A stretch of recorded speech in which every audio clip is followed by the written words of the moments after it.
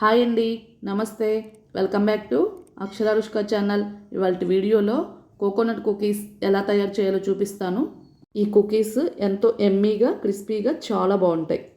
Egg ఏమి వేయకుండానే, ఓవెన్తో పని లేకుండానే ఈ కోకోనట్ కుకీస్ని ఇంట్లోనే బయట షాప్స్లో లాగా ఎంతో ఎమ్మీగా క్రంచీగా తయారు చేసుకోవచ్చు. ముందుగా ఒక బౌల్ తీసుకొని 1/2 కప్పు షుగర్ పౌడర్ను వేసుకోవాలి. 1/2 కప్పు కరిగించిన నెయ్యిని వేసుకోవాలి. ఇక్కడ నెయ్యి మీకు అవైలబుల్గా లేదనుకుంటే బటర్నైనా యూజ్ చేసుకోవచ్చు. ఇదంతా కలిసేలాగా విస్కర్తో కలుపుకోవాలి.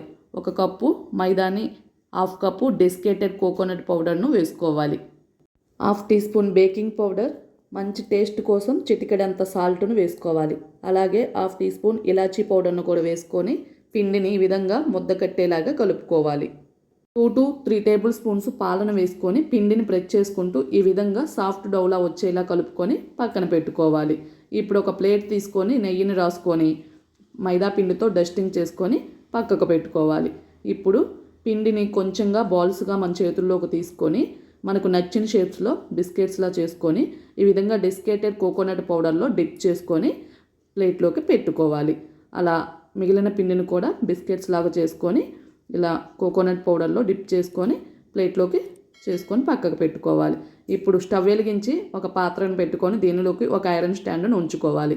దీనిలోకి మనం రెడీ చేసుకున్న కుకీస్ ప్లేట్ను పెట్టుకొని ఈ విధంగా మూత పెట్టేసి 20 to 30 మినిట్స్ వరకు మీడియం ఫ్లేమ్లో బేక్ చేసుకోవాలి. ఈ విధంగా 30 మినిట్స్ తర్వాత కోకోనట్ కుకీస్ ఈ విధంగా బేక్ అయ్యాయి. అలాగే మిగిలిన కుకీస్ను కూడా ఈ విధంగానే పెట్టుకొని సేమ్ ప్రాసెస్లో బేక్ చేసుకోవాలి. ఇలా స్టవ్ ఆపేసిన తర్వాత బిస్కెట్లను కొంచెం చల్లారిన తర్వాత ఈ విధంగా ఒక ప్లేట్లోకి సర్వ్ చేసుకోవటమే. చూసారా, కోకోనట్ కుకీస్ ఎంతో ఎమ్మీగా, డెలిషియస్గా, క్రంచీగా రెడీ అయిపోయాయి. ఈ కోకోనట్ కుకీస్ బయట షాప్స్లో లాగానే ఇలా ఇంట్లోనే ఈజీగా మనం రెడీ చేసుకోవచ్చు.